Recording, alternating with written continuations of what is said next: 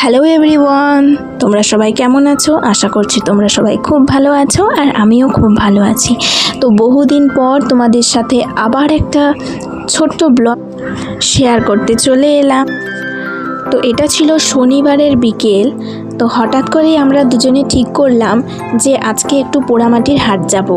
পোড়ামাটির হাট সচরাচর আমি এমনিতেই পোড়ামাটির হাট কেন কোথাও ঘুরতে যাই না সেরকম, কিন্তু কোথাও যাই না বলেই হঠাৎ করে মনে হলো যে না যাই, আজকে একটু ঘুরে আসি। তোমাদের সাথেও শেয়ার করব যে আমাদের পোড়ামাটির হাটে প্রতি শনি রবিবার কী কী দোকান বসে আর কি কি হয় সেটা। তো এখানে তোমরা দেখতে পাচ্ছ যে সাঁওতাল নাচ হচ্ছে। জানো তো, আমার এখনও মনে আছে এক বছর আমাদের পাড়ায় সাঁওতাল নাচ হয়েছিল।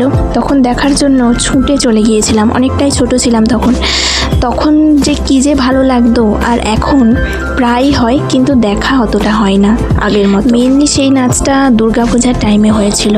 তো দেখতেই পাচ্ছ তোমরা এখানে কত রকমের কত জিনিসের দোকান বসেছে।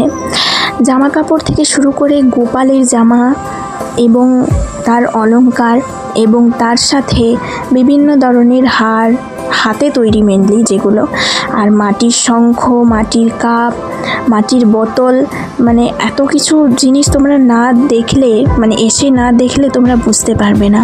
আর এই পুতুলগুলো দেখছো, দূর থেকে দেখতে পেয়েছিলাম, এত সুন্দর দেখতে লাগছে, ঘর সাজানোর জন্য কিন্তু একদম পারফেক্ট।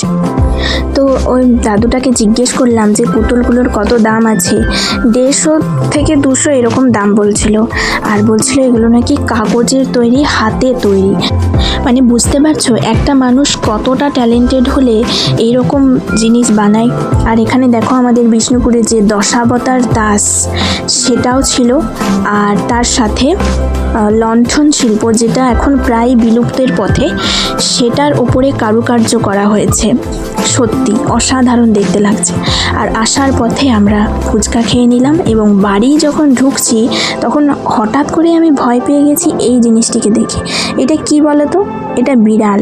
প্রায়ই আমাদের বাড়িতে আসে, প্রায় মানে প্রতিদিনই আসে আর এরকম বসে থাকে। তো চলো আজকের মতো টাটা, সবাই সুস্থ থেকো, ভালো থেকো, দেখা।